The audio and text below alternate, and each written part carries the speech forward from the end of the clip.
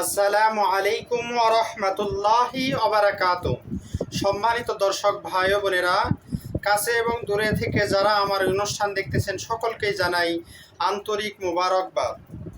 আমি মুফতি মোহাম্মদ জহিরুল ইসলাম আপনাদের সামনে নিয়ে এসেছি আজকে স্বপ্নে যদি আমরা আগুন দেখতে পাই তাহলে এর কি ব্যাখ্যা হবে? এই ব্যাখ্যা কি আমাদের ভবিষ্যতের জন্য খারাপ কিছু আসতে চলেছে তার ইঙ্গিত, নাকি ভালো কিছু আসতে চলেছে তার ইঙ্গিত? আসুন আমরা জেনে নেই নির্ভরযোগ্য কিতাব থেকে। আল্লামা মুহাম্মদ ইবনে সিরিন রহমাতুল্লাহি আলাইহি উল্লেখ করেন, স্বপ্নে আগুন দেখা তার কল্যাণ ও ক্ষতির বিবেচনায় রাজত্ব ও ক্ষমতার লক্ষণ।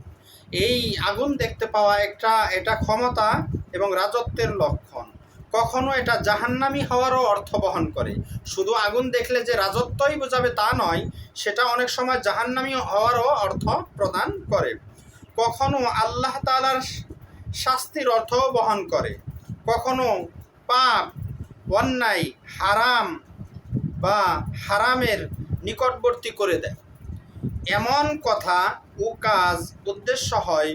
কখনো হেদায়াত, এলেম, জ্ঞান, বিদ্যা ও কোরআনের অর্থ বহন করে, কেননা এর দ্বারাই পথ চলা যায় অন্ধকারে।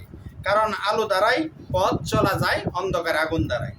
যেমনটি হজরত মুসা আলাইহিস সালামের ঘটনা, সেখানে আমরা দেখতে পাই যে হজরত মুসা আলাইহিস সালাম বলেন, অথবা আগুনের কাছে পৌঁছে পথের সন্ধান পাবে, আগুনের কাছে পৌঁছে পথের সন্ধান পাবে। এর দ্বারা হেদায়েতও উদ্দেশ্য হয়ে থাকে, যে লোকটি হেদায়েত পাবে আগুন দেখলে। এরপর তিনি পথ পান এবং আগুনের সন্নিকটে আল্লাহর কর্তৃত্ব ও হেদায়েতের বাণী শুনতে পান। এজন্য আগুন দেখতে পাওয়া সবসময় খারাপ নয় এবং সবসময় ভালোও নয়।